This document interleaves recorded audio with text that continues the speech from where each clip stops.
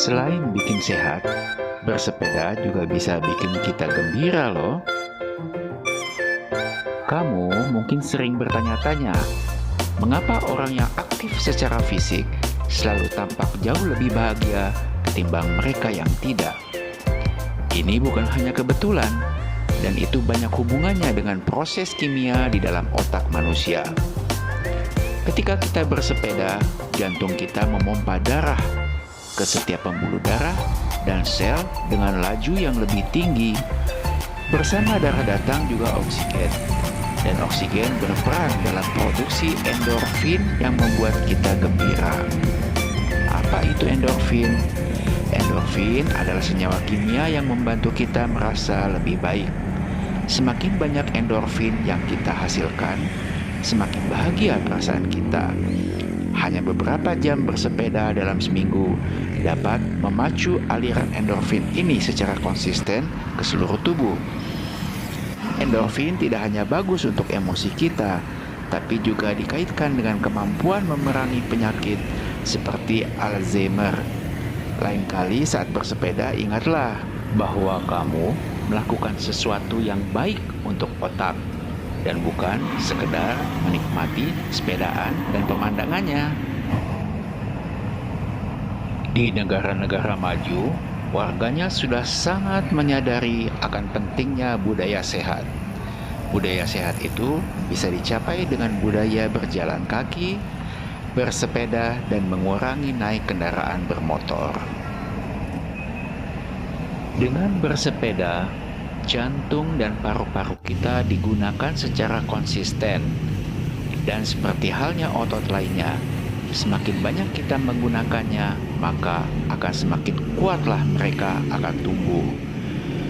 Penelitian menunjukkan bahwa hanya 15 menit berolahraga sehari dapat mendorong perkembangan organ yang lebih sehat, dan bersepeda menjadi salah satu bentuk olahraga terbaik.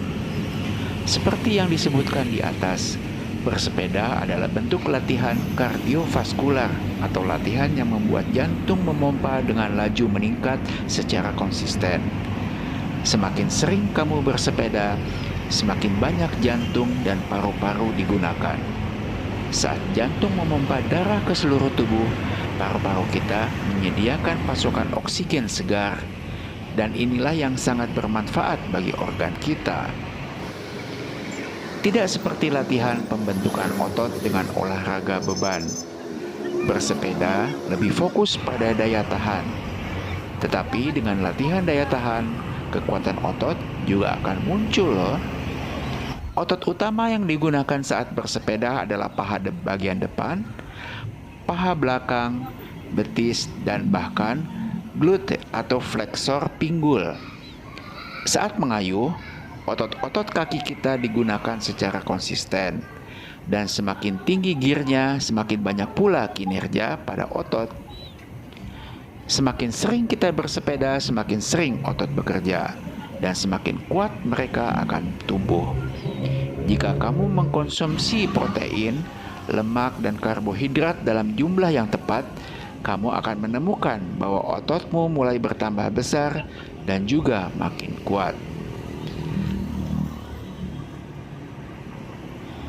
Hal yang menarik tentang bersepeda adalah tidak ada batasan seberapa banyak ia dapat meningkatkan kesehatan kita.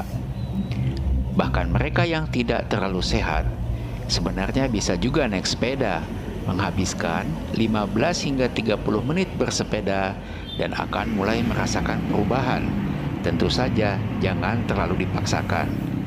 Jadi, bayangkan bagaimana pengendara sepeda aktif mendapatkan manfaat jika mereka secara konsisten bersepeda berapa kali seminggu?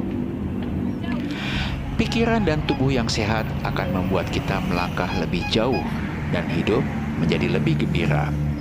Semakin sering kita bersepeda, semakin cepat tubuh akan beradaptasi. Dan lama-lama kita akan merasa makin nyaman dalam bersepeda, walau awalnya mungkin terasa tidak kuat. Jika kamu sudah berada di titik di mana kamu merasa sangat nyaman bersepeda, maka tidak ada salahnya meningkatkan kemampuan. Dengan catatan, Kenali juga batas daya tahan tubuh masing-masing. Jangan memaksakan diri bila akibatnya justru tidak baik bagi kesehatan. Segala hal yang dipaksakan akan berakibat kurang baik.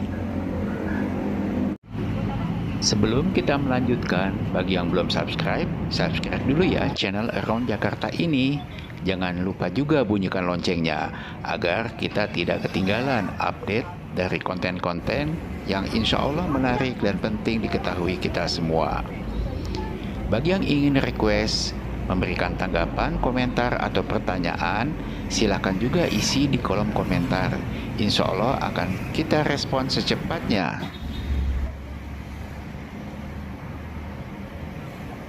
Menyadari pentingnya bersepeda bagi kesehatan, maka Pemprov DKI jauh-jauh hari sudah menyediakan lajur khusus bersepeda di jalan. Bukan hanya menyediakan lajur khusus bersepeda di jalan, tetapi Pemprov DKI juga telah membangun beberapa JPO atau jembatan penyeberangan orang yang ramah bagi para pesepeda. Salah satunya adalah JPO Pinisi yang ada di Karet Sudirman ini. JPO Pinisi yang baru diresmikan beberapa pekan lalu telah ramai dilalui para pesepeda warga Jakarta, terutama di hari-hari akhir pekan atau weekend.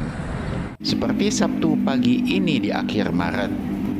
JPO Pinisi yang juga sering disebut sebagai JPS Pinisi atau Jembatan Penyeberangan Sepeda diramaikan oleh warga Jakarta yang sedang refreshing dan juga berolahraga.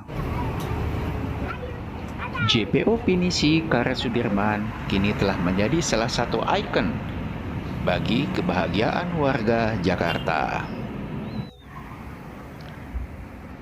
JPO ini bukan sekadar jembatan penyeberangan orang, namun telah menjadi salah satu titik temu bagi warga Jakarta untuk bisa bersantai dan menikmati kemegahan kota tercinta. Seakan tidak henti-hentinya ingin membahagiakan warganya, Pemprov DKI pertengahan Maret lalu telah meresmikan dan membolehkan 2 jalur sepeda sepanjang Jalan Muhammad Husni Tamrin hingga Sudirman. Lintasan ini disebut sebagai pop-up bike lane, yaitu pengaturan jalan yang dibagi menjadi 2 jalur untuk sepeda dan 2 jalur untuk kendaraan umum. Batas 2 jalur ini menggunakan pembatas jalan berwarna oranye atau cone dan juga barrier. Bagi yang masih suka rebahan di pagi hari, yuk kita mulai get up. Kita olahraga sehingga kita menjadi lebih sehat dan kuat. Sehingga Jakarta semakin maju kotanya, semakin bahagia dan sehat warganya. Terima kasih.